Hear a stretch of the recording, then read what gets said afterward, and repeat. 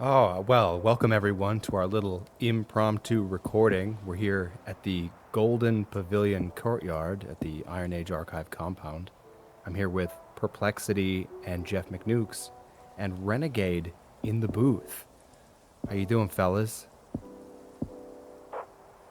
And it should be noted that we are doing a kind of, what do you call it, a technology test in preparation for upcoming live streams.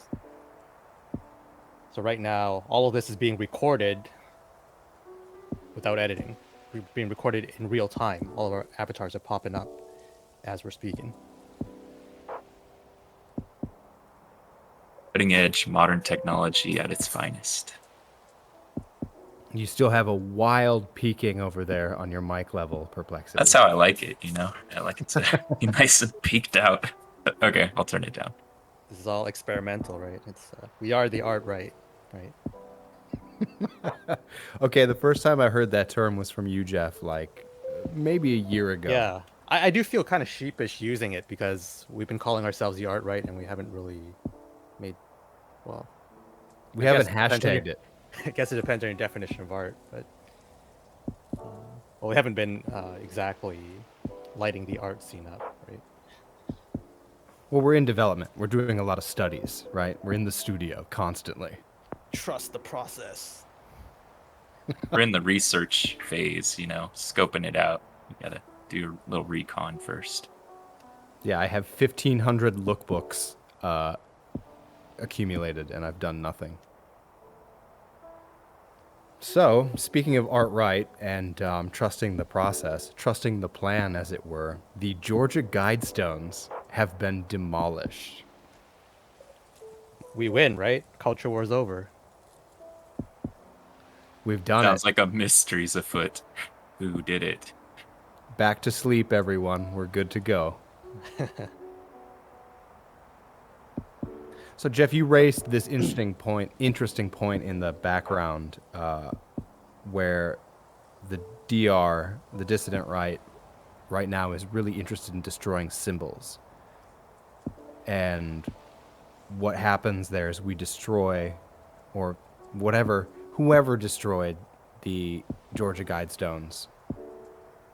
What are they doing? They're destroying a facade, right? They're not destroying what's happened. I did a tweet where we're talking about all those policies, everything written on those slabs is working its way into the UN sustainability agenda and all that. Pull that tweet up, will you, Renegade? So close. Pull that Pull that tweet up, shit will up, you, Rennie. Renegade? Which tweet? It's on Cinder's. Yeah. But while you do that, I think on the right, we're very desperate for things to celebrate, right? So every time a little event happens that seems to be good, hey, maybe it's not even that bad. We kind of get a little carried away. And yeah, you bring up a good point in your tweet. It's that, okay, so, you know, some lone bomber decided to, if it's even that, yeah, decided to cause a little mischief. So what? What is that gonna, what does that accomplish? Yeah, and it's also, it could be seen as a good thing or a bad thing. You know, like it's good that it was destroyed, in my opinion, but it also means that now you can't point to this thing and say, look, they're telling you exactly what they want right here on this stone. Oh wait, this stone was broken. Yeah, and that's exactly the point that I was going to raise. Is I believe it's a bad thing because now the list, the diabolical plan, is going to fade into memory, and then fade out of memory, for whatever reason. However, people recall now, it's gone. It's functionally gone. There you go. Yeah, the reason they knocked down the Georgia Guidestones is because the words written on the stones have made their way into the policies of your local government, whether you know it or not. Yeah, and that's the other thing. It's that we're very focused. We, as in the dissident right, although I might be kicked out of the dissident right soon for critiquing it so often, but we're very focused on all of these kind of physical forms of the technocracy or globalism, and all of the kind of symptoms of it. But very rarely, I think, especially for the atheists among us, that we ever kind of turn inwards and see where the spirit of all of this is coming from.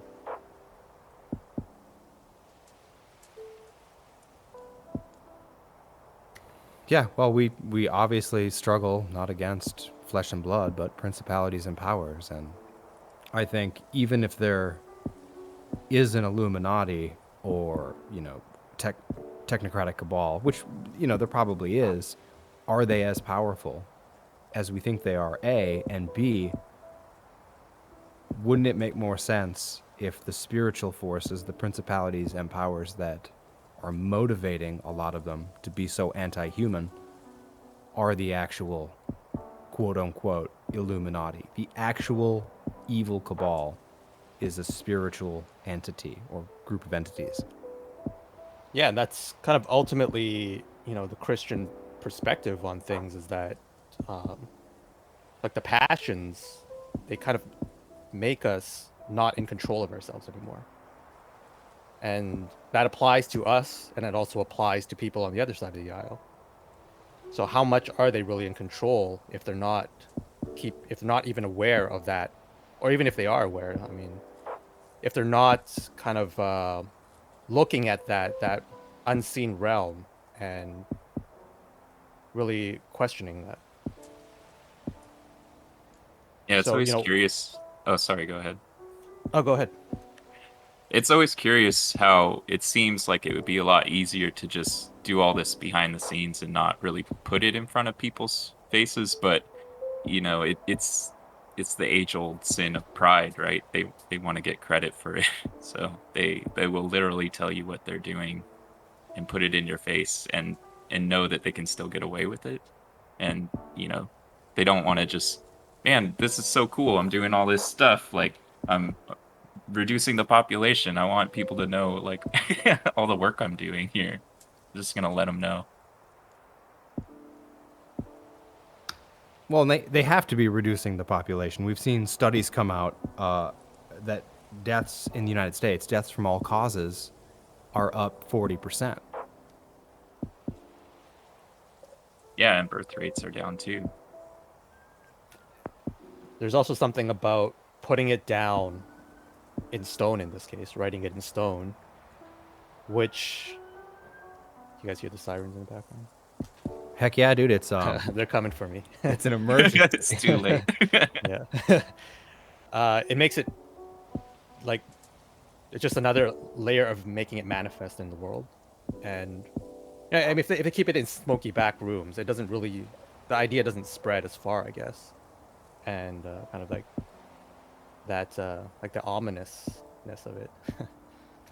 Yeah, and there's an esoteric sort of spiritual component to that whole manifest thinking. I forget what the book was, but there was a movement that came out a while back. Thinking it will be so, or something like that.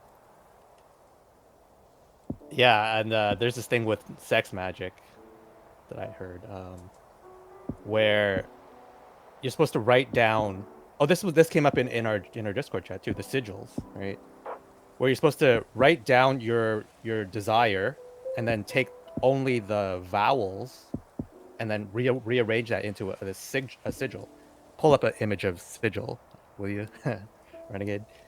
And then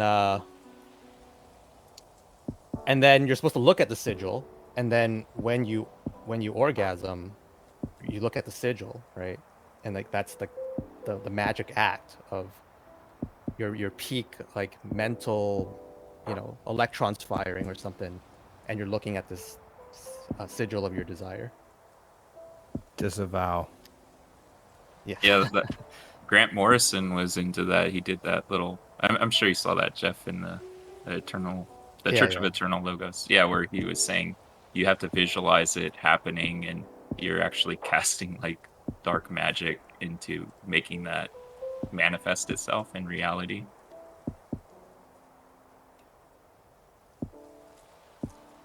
So I there, renounce all these images in the name of Jesus. This is some sick shit. right? Yeah, people. Yeah, we should take that off the screen.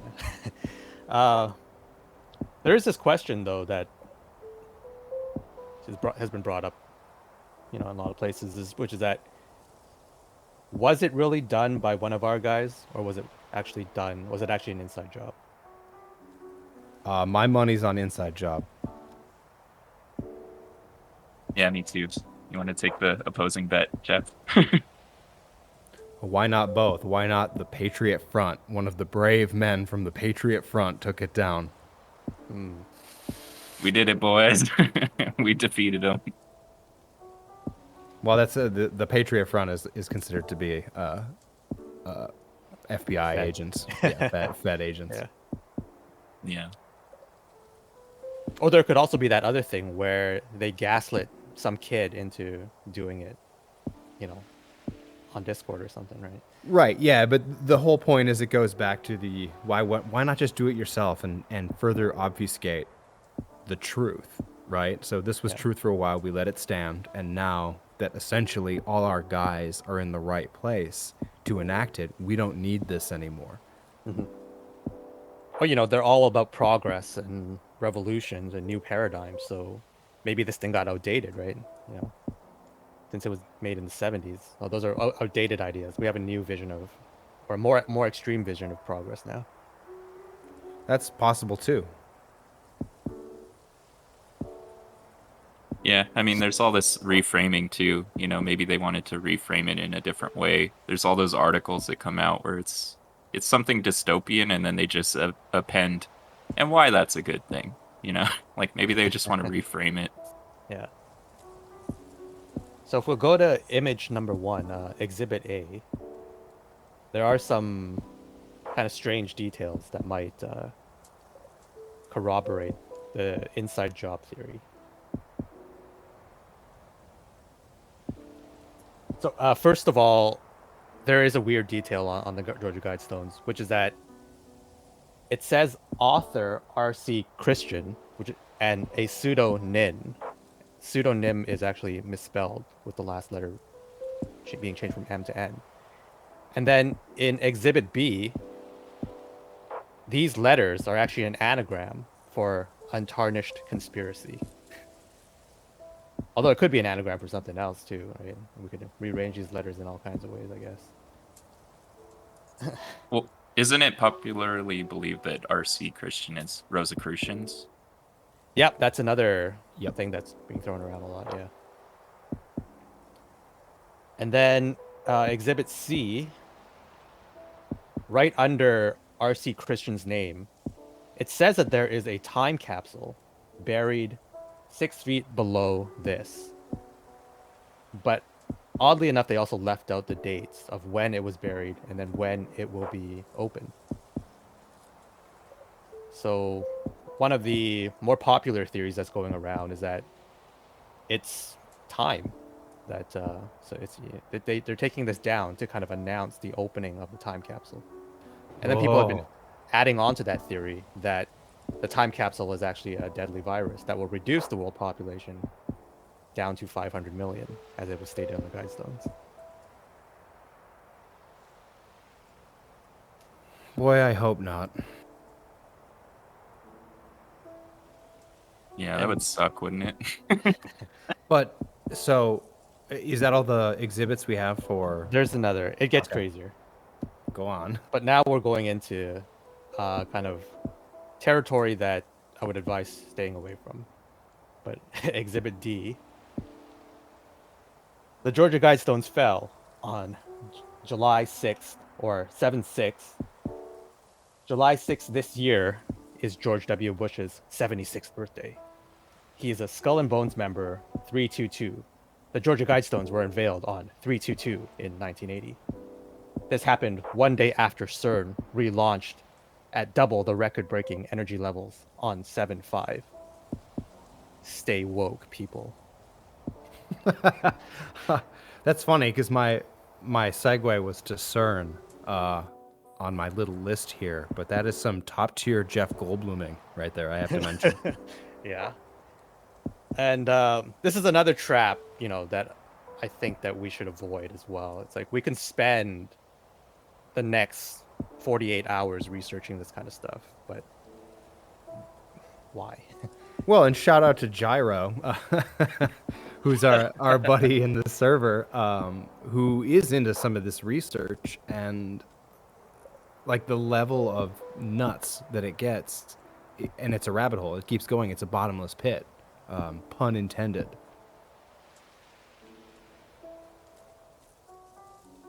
Yeah, and kudos to Gyro for stopping, for stopping himself this time. Well, yeah, I mean, I've been on that, and you know, a lot of us have been on that Yeah. sort of conspiracy, secret societies, magic, and that's when it starts to get weird spiritually. Is when you start to get into the magic stuff. But you guys, you and Nathan Smith, Private Smith, go into that a lot. Right. in Yeah, your, we've done maybe 15 hours of live stream on that kind of stuff. So you know, pot calling the kettle black here. Well, no, but it's sort of entertaining. It's an overview, and I think you guys are fairly grounded. So I encourage everyone to go check that out on Day of the Rakes channel.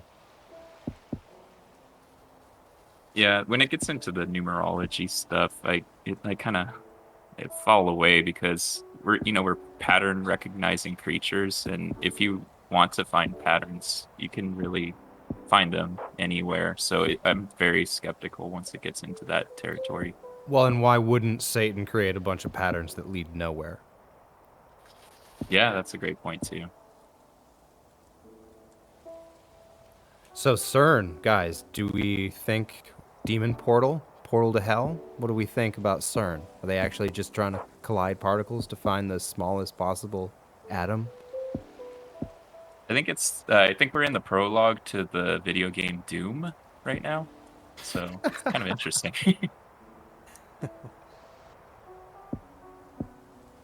Yeah, I don't know. I think that they're Shiva, god of death, and you know, Zen Buddhists or Buddhists in general, or just people into the New Age that are on the right have, you know, beat me over the head with this one. That it's wrong to point out Shiva, their statue, but also if you look at the opening ceremonies for the CERN tunnel, there's two of them specifically, and they might be two parts. They're so demonic, so weird, and so rife with symbolism that I have to think something is going on in that area of Europe that has to do heavily with the occult. Yeah. There's this common thread that I've come across recently, actually through our reading group. We're reading through C.S. Lewis's Space Trilogy right now. And it is this link between science and something like CERN and the occult. And it's actually this worshipping of the primordial.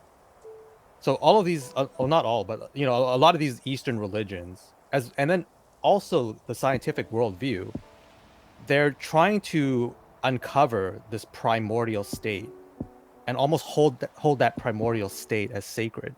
So you see all of these science experiments trying to recreate the primordial soup, which all life supposedly came from.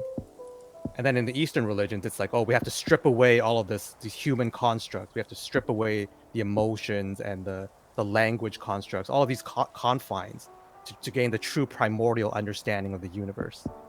So that is the common theme that I'm seeing here. It's also synonymous with hath God truly said. You know, just inverting what you are as a creation, what you're pursuing as a created being towards your creator. It just is like, no, forget all that. Go for the fruit instead. Go for the ambrosia of existence. And ultimately, it's also dysteleological, because the Christian worldview is teleological, right? We're made for a purpose. But all these other worldviews, they're trying to get at this conclusion. They're trying to, through this, all their research and their meditations, they're trying to ultimately get at this point where they can say it's all meaningless. There's no purpose.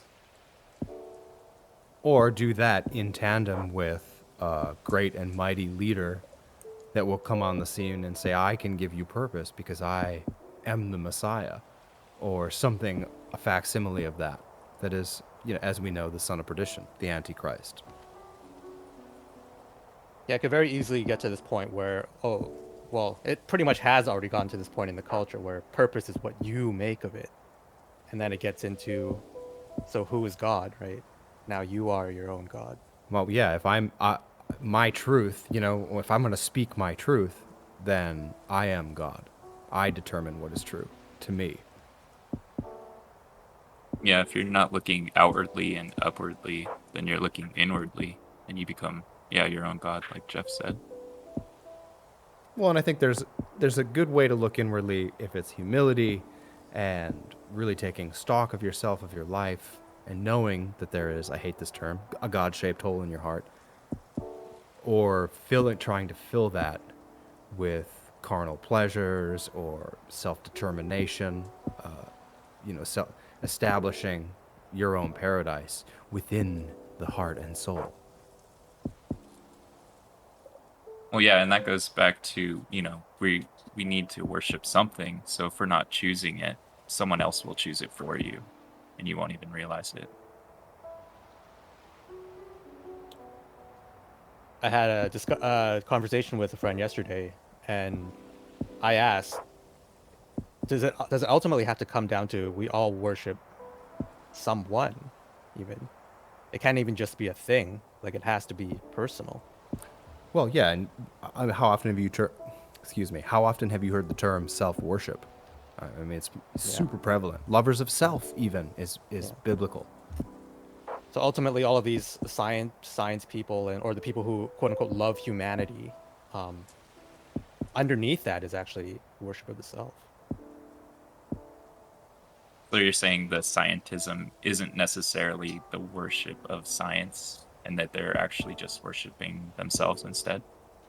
Yeah, that's the theory, at least. I could say that it was worship of intellect, the human intellect, leaning on your own understanding. So that's what we're calling science. And as we know, science changes as our understanding changes, but to lean on science as gospel is to lean on a false gospel and build your house on the sand. Yeah, that makes sense. It's the intellect as truth, that's the higher order. Is everything is up to the intellect, and what you can deduce through the scientific method. And this could actually tie back to the destruction of the Georgia Guidestones, because none of it is meant to last forever. So they kind of, if the Georgia Guidestones stand forever, then it's kind of a symbol of eternity. And in the primordial worshipping scientific worldview, nothing is meant to last forever. It's all meant to ever be progressed upon.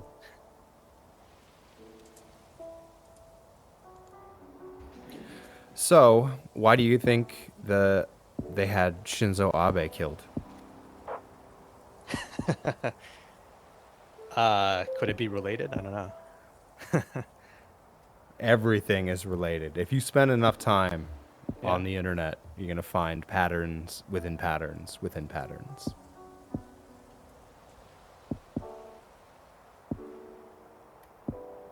So again, CERN, we think it's a demon portal, right? We know it's the opening of the circles of hell.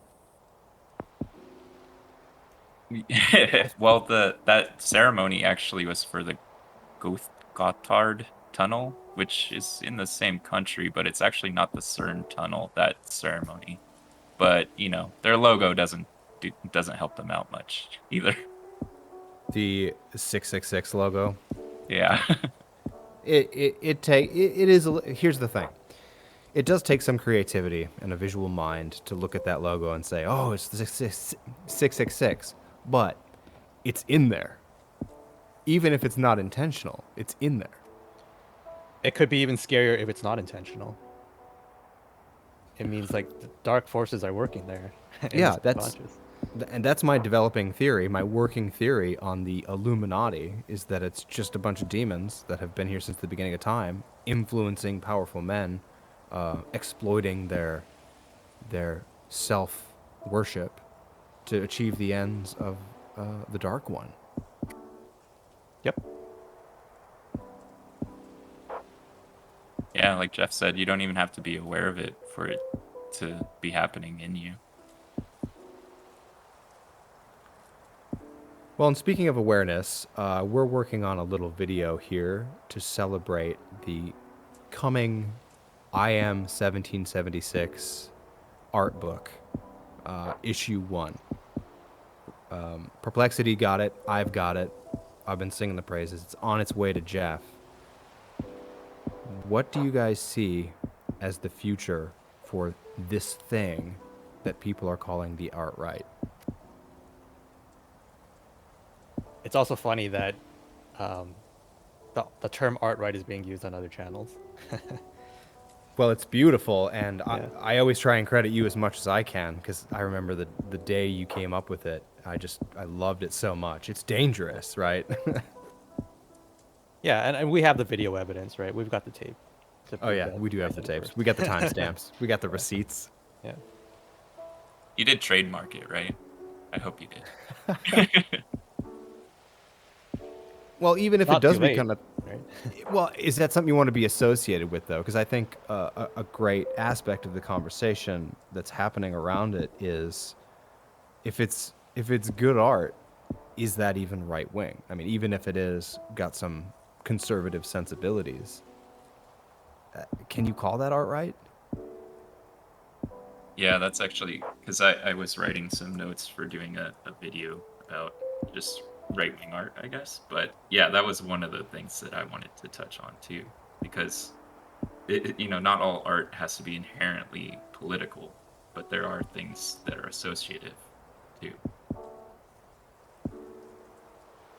Yeah, and another aspect of it that I think is important is kind of getting away from the more memey stuff, which is also good, and it also serves its purpose, but there's clearly a difference between what goes on image boards and what goes on, in art galleries or at movie theaters and things like that. And we can't stay in that meme war forever, I think. And meme war is No. also like the spirit of it is also like mischief for the sake of mischief. Whereas with art, it's kind of like a construction project. You're trying to re-envision the world in a certain way. Well, yeah, and Jeff, you had talked about this before, this development on the dissident right in particular. It might be everywhere else, but the grand slam idea of like there's one solution, we're going to hit all the bases with this one swing. And in art, I mean, there's room for everything. Meme art is pop art. It's Andy Warhol. And there's other guys doing other stuff. I mean, there's room for all of it, right? Any kind of movie. Top Gun, the second one, that's not right wing, it's just not left wing. Whereas, like God Is Not Dead with Kevin Sorbo, you could call that conservative art or conservative film, but there's room for all of it. The one thing that we're lacking is the organizations to push it. We don't have art galleries that are aligned. We don't have all these business type. We don't have publicists, right, that will take on your stuff. We don't have production houses that will make your films. We don't have marketers, marketing firms, advertising that's going to do it.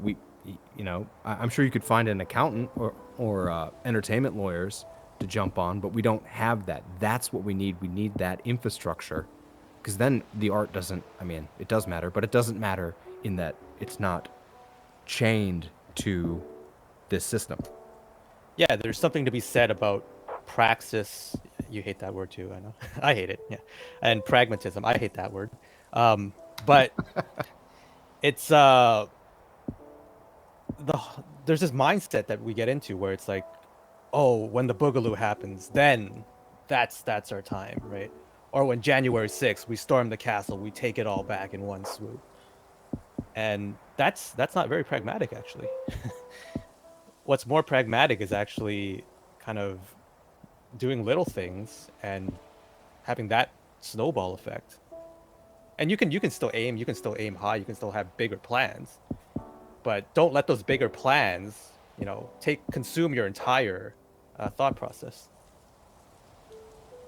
Yeah, and the problem that I see is that when you mention art, you're painting with a really big brush because there's so many different ways of expressing or saying what you want to say, and it makes it difficult for conversation because people are looking at it from different angles and trying to say that their perspective is the one that should be taken.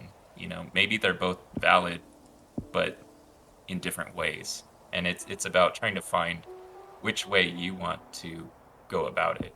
You know, for me, I don't do fine art. I don't do shocking statements with art. I just like to paint representational art that I think is beautiful, and that's just how I contribute. But that doesn't mean that the other way of producing art isn't valid.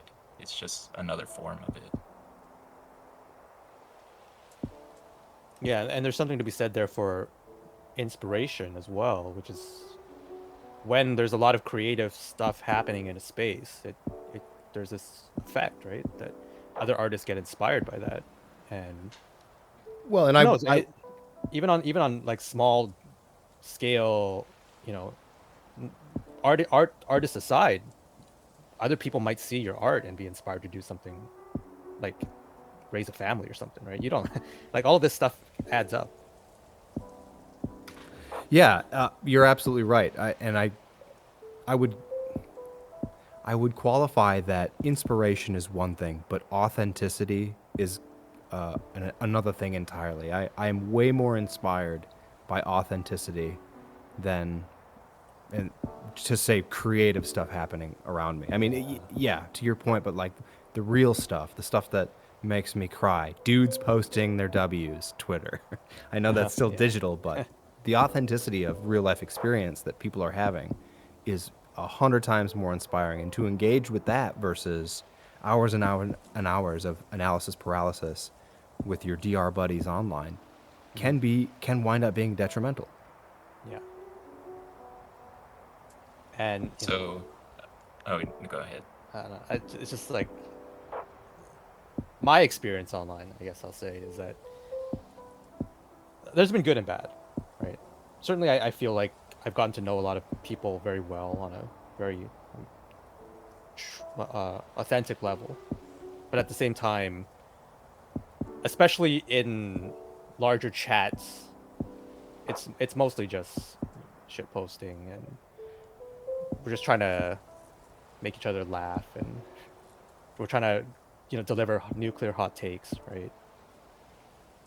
And what's sorely missing is that, you know, we don't know when we can be serious. Yeah, on that note, that's all I was going to do. I was just going to shitpost and say, so in segueing back to the Georgia Guidestones, are they art? Sorry. Yeah, absolutely. I think they're art. I hate it, and I think it's nefarious and evil. But it is. I mean, it's American Stonehenge. But question is, was Stonehenge art, or was it a religious temple? Aliens, I think.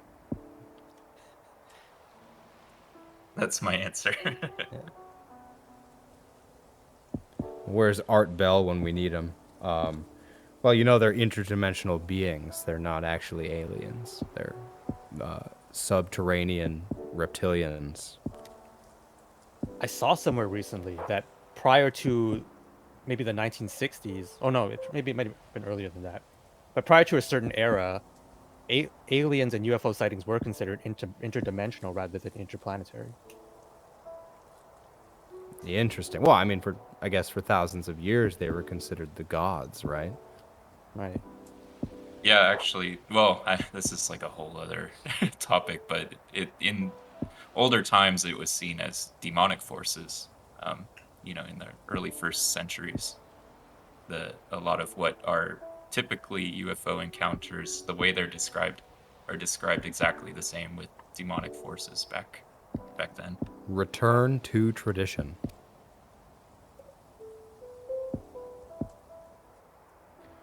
So yeah, I'm glad they're down, but you know, I fear people continuing to be asleep when it comes to, you know, the technocratic agenda, the sustainable development, UN 2030 thing, 2050, whatever. I mean, we're seeing it happen. There's just, you cannot tell me that even with a lens on it, that there are this many production facilities of meat and food supply, food production being burned down, or, you know, there's an accident or flooding. It's something is happening, and I feel it in my spirit. You can't tell me that this is the way it is every year.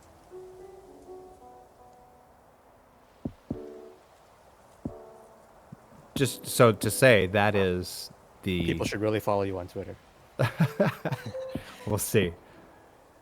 Yeah, I That was is- going to mention that you don't, your post about no soy factories burning down, that's doing just fine. Yeah, and you know what's funny? Today, at the recording of this, Bill Gates had a food production facility in the Netherlands, I believe, burned down, and it was all plant-based protein. But that they may have seen my tweet. The Illuminati may have seen my tweet, like, "Uh-oh, we got to burn one. Call Billy, ask him if you can let one go." Did he take out an insurance policy yesterday? Oh, you know Billy. He's got insurance policies everywhere. I mean, that's what he does day one. Farmer Billy. The most farmland in the world. Yeah, yeah. Farm King Bill. It's sick. Like, why? It's sick. We know what's happening. We know. We can see it. We can feel it in our spirits. I don't know why we're still talking about if the Illuminati exists or not. The Illuminati exists in the heart of godless man, who considers himself illumined. The fool in his heart says there is no God.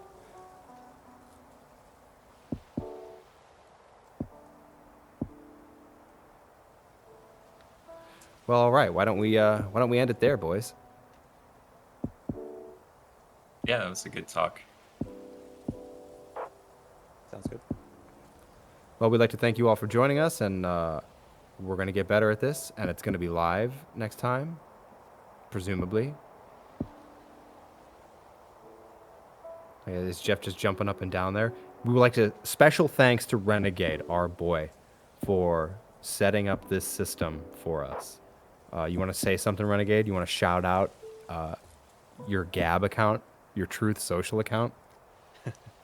Nah, just subscribe to Iron Age Archive on YouTube. There you go. Well, thanks, everyone. IronAgeArchive.com. Goodbye.